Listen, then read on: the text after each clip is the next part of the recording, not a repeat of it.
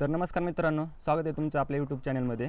आज आपण शिरसवडी गावातील मुरकुटे पाटील या गोट फार्मवरती आलेलो आहोत. हा गोट फार्मचं वैशिष्ट्य असे की या ठिकाणी अतिशय उत्कृष्ट पद्धतीने शेळीपालन केले जाते आणि हा एक ग्रॅज्युएशन कॉलेज करता करता आपलं साईड बाय साईड गोट फार्मची सुरुवात केलेली आहे. चला तर मग आपण या गोट फार्मची संपूर्ण माहिती पाहूयात. तर सर, आपलं संपूर्ण नाव आणि आपल्या फार्मचं लोकेशन सांगा. माझं नाव ओमकार मुरकुटे. आपलं फार्म शिरसवडीमध्ये मुरकुटे नगर या ठिकाणी आहे. तर सर, आपण या फार्मची सुरुवात किती शेळ्यांपासून केली आणि कधी केली? आपली सुरुवात एक शेळीपासूनच झाली होती. म्हणजे आपण गावरान शेळी आणली होती एक, त्यापासूनच चालू केलेलं आहे. आणि सर, आपल्या या शेळीपालनामध्ये काही अनुभव होता का? कोणत्या ठिकाणी प्रशिक्षण घेण्यात आलं? नाही, म्हणजे घरीच आपले रेग्युलर पद्धतीने घरी आपलं पाळतात त्या पद्धतीनेच आपण संगोपन करतो आहे. तर आपल्या या फार्मवरती किती शेळ्या आणि कोणत्या जातीच्या शेळ्या आहेत? आत्ता बिटल जातीच्या पण आहेत आणि गावरान शेळ्या पण आहेत. सगळ्यात लहान मोठे 26 आहेत. आणि बिट्टल आणि गावरान नच का जात निवडण्याची? म्हणजे बिटल वंशावळ चांगली आहे, वजन वाढ चांगली होती, त्यातून आपल्याला उत्पन्न पण चांगल्या पद्धतीचं भेटते. आणि बिटल म्हणजे गावरानला क्रॉस केला की त्याचा रिझल्ट उत्तम आहे. आणि कोणती जास्तीत जास्त फायदेशीर तुम्हाला वाटते जात? म्हणजे ज्या त्या गावानुसार, म्हणजे नाही का, ज्या वातावरणात जे सूट होईल ते करावं. पण आपल्याला म्हणजे मी बिटलच निवडलं कारण वजन वाढ चांगली आहे, आपल्याला त्यातून फायदा पण चांगला झाला पाहिजे. आणि आपण पूर्णपणे ब्रीडिंगवरती काम करता, कटिंग मार्केटवरती काम करता? कटिंग मार्केट पण करतोय, ब्रीडिंगवरती पण करतोय. म्हणजे जशी क्वालिटी येईल त्यानुसार आपलं काम चालू आहे. गोटा म्हणजे आपलं आधी हा छोटासा गोटा होता जुन्या पद्धतीचा, त्यालाच फक्त कमी खर्चात शेड मारले, जाळी बिळी मारलेली आहे, कमी खर्चात आपण चालू केलेलं आहे. तर आपल्या या गोट्यामध्ये जास्तीत जास्त किती शेळ्या बसू शकतात? ते एक 20-25च्या आसपास बसतात, म्हणजे नाही का, 25 शेळ्या बसून जातील एवढ्या याच्यात. आणि स्वच्छता कशा प्रकारे केली जाते आपल्या फार्मची? म्हणजे एक टाईम संध्याकाळचं साफसफाई केली जाते संध्याकाळची एक. आणि त्याच पद्धतीने आपल्या ऋतूनुसार कशा पद्धतीने काळजी घेतली जाते? उन्हाळा, पावसाळा ह्यानुसार कशा पद्धतीने काळजी घेतली जाते? पावसाळ्यात थोडेसे आजार येतात त्यांना, तर पावसाळ्यात आपलं थोडीशी काळजी घेतली पाहिजे की खाली ओलावा राहतो, त्यांच्या नाक्यांना पण प्रॉब्लेम येतो, थोडासा पिसा होतात, त्याच्यापासून थोडंसं काळजी घ्यावं एवढंच. आणि शेळ्यांना रोज काय खायला जाता? म्हणजे हिरवा चारा, सुका चारा या किती प्रमाणात द्यावा लागतो? म्हणजे सुका चारा प्रमाणात नाही तसं, म्हणजे सगळ्यांना चालूच आहे. एक सकाळी 8 वाजता आपण सुका चारा देतो, त्यानंतर 12 वाजता ओला चारा आहे, आणि संध्याकाळी परत आपली ऊसाची कुटी. बऱ्यापैकी पाणी आणि ते कसं देतात पाणी वगैरे? पाणी आपलं 2 टाईम पाणी आहे त्यांना, हां, सकाळी दुपारी पाणी असते त्यांच्यासाठी. आणि आपल्या फार्मवरती खर्च कमी करण्यासाठी काय काय करता? शेडवरती खर्च कमी करून आपल्या प्राण्यांवरती खर्च जास्त केला पाहिजे.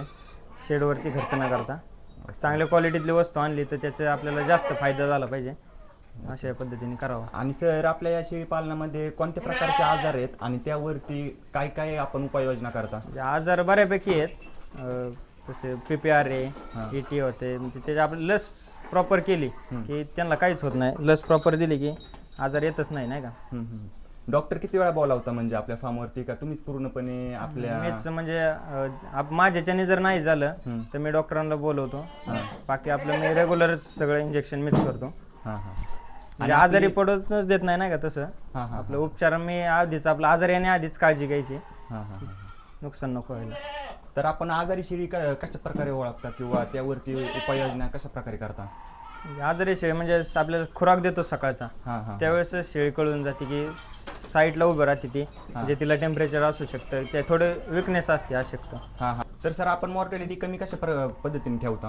म्हणजे आपल्या फार्मवरती आत्तापर्यंत मरतूक झालेलीच नाही आहे, कारण संगोपन त्या पद्धतीने आपण करतो, काटेकोरपणे काळजी घेतो सगळ्या व्यवस्थेची, त्यामुळे आत्तापर्यंत मॉर्टॅलिटी हा विषयच नाही आपल्याकडे. ब्रीडिंग कसं मॅनेज करता आपण?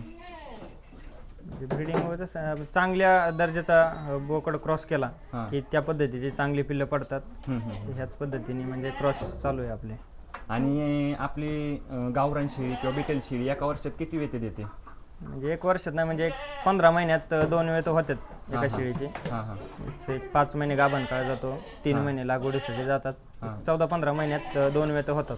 आणि एका वेळी त्याला म्हणजे किती देते? 2 पिल्लं, सरासरी 2 पिल्लं देते. पहिल्या होतं एक होते. पिल्लांची काळजी कशा पद्धतीने घेतात? म्हणजे लहान पिल्लं झाल्यावरती त्यांना म्हणजे प्रॉपर दूध भेटलं पाहिजे, त्या पद्धतीने त्यांचं संगोपन करतो आपण. आणि सर ब्रीडिंगमध्ये कोणत्या चुका टाळाव्यात? म्हणजे इनब्रीडिंग नाही झाली पाहिजे, त्यातले त्यात इतर म्हणजे त्याच लाईनचा क्रॉस नाही झाला पाहिजे. एवढं. आणि सर आपल्याला सुरुवातीला किती प्रमाणात इन्व्हेस्टमेंट लागते या शेळी पालनामध्ये? जर आपल्या एका तरुण उद्योजकाला उतरायचं म्हटलं तर इनिशियली आपल्याला किती प्रमाणात इन्व्हेस्टमेंट करावी लागते? तसं म्हणजे आपलं एक 5 शेळ्यांपासून चालू केलं पाहिजे. हां हां हां. म्हणजे चालू करताना स्टार्टिंग आपल्याला आता क्वालिटीनुसार आहे, आपण कशा घेतोय तर कमीत कमी खर्चातून चालू करावं आणि त्यानंतर वाढवत जावं. आपला मंथली किती खर्च येतो आपल्या शेळी फार्मवरती? तसं एक साधारणपणे एक होतच नाही, 1-1.5 रुपये जास्तीत जास्त. ओके ओके ओके सगळ्या शेळ्या मिळून. Okay okay. आणि सर या शेळी पालनामध्ये कमाई कशा पद्धतीने होते? म्हणजे कोणत्या कोणत्या प्रकारे आपण शेळी पालनातून उत्पन्न भेटू शकते? कटिंग मार्केटला पण चांगल्या प्रकारचा भेटू शकतं. हां. त्यानंतर ब्रिडिंगला काम केल्यावरती तर क्वालिटी दिली तरच आपल्याला त्यातून भेटू शकतो फायदा चांगल्या पद्धतीने. ते जर नाही केलं तर कटिंग मार्केटला आहे चालूच आहे. आणि आपल्या फार्मच्या पिल्लं कोणत्या ठिकाणी विक्री करता आपण? घरीच घरीच घरीच विक्री करतो. मग त्या प्रकारे आपण मॅनेजमेंट करून. ठीक आहे ठीक आहे ठीक आहे. एका शेळीची कमीत कमी प्राईस किती आहे? किती मिळते म्हणजे आपणास? म्हणजे आता 3 महिन्याचं पिल्लू सरासरी क्वालिटीतलं जर असलं तर 20-21 हजारापर्यंत जाते आणि त्याचं आपलं कटिंग मार्केटला दिलं तर 10-12 हजार रुपयेपर्यंत सेल होतं ते. तर मग आपल्याला थेट ग्राहकाला दिलेलं परवडतं का व्यापारा थ्रू दिलेलं परवडतं? म्हणजे व्यापार थ्रू परवडतं तसं, म्हणजे पण बाजारात नेण्यापेक्षा आपलं घरचा माल आहे, क्वालिटीतला माल, त्यामुळे आपल्या बाजारात जाण्याची वेळच नाही आली कधी. घरीच सेल झालेलं आहे आतापर्यंत, बाजारात आतापर्यंत कधी गेलोच नाही. आणि सर आपण आपल्या फार्मवरती कोणत्या कोणत्या प्रकारची आधुनिक पद्धत वापरली किंवा कशा प्रकारे तुम्ही ब्रीडिंगवरती लक्ष दिलं, कशा प्रकारे तुम्ही वजनवाढीवरती पिल्लांच्या फोकस केला? म्हणजे पिल्लांची वजन वाढ म्हणजे त्यांच्या आईचं संगोपन प्रॉपर पद्धतीने झालं पाहिजे.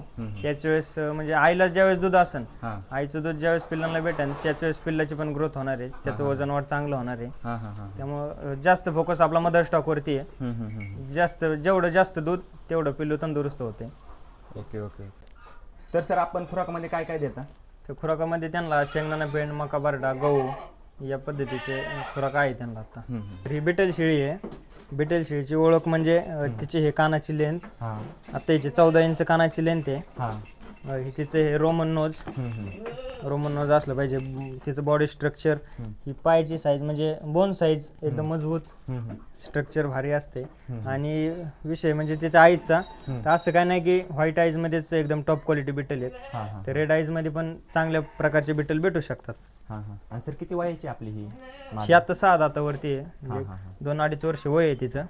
आता सेकंड टायमर आहे, आता लोड केलेली आहे तिला. Okay okay okay.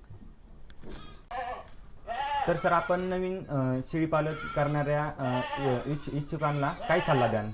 तर नवीन शेळीपालन सुरू करणार आहेत त्यांच्यासाठी आधी बऱ्याच ठिकाणी नवीन म्हणजे चालू करायचे आपल्याला, तर त्यासाठी आधी बऱ्याच ठिकाणी जाऊन चौकशी करावी, म्हणजे तिथली माहिती घ्यावी, मॅनेजमेंट कसं आहे काय आहे.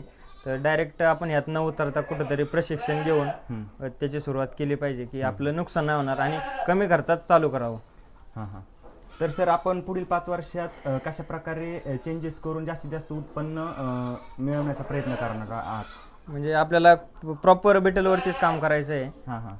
म्हणजे आपलं ध्येयच आहे की 4-5 वर्षात आपल्याकडे एकदम टॉप क्वालिटीचे बिटल असले पाहिजेत, तर ह्याचा प्रयत्न राहील.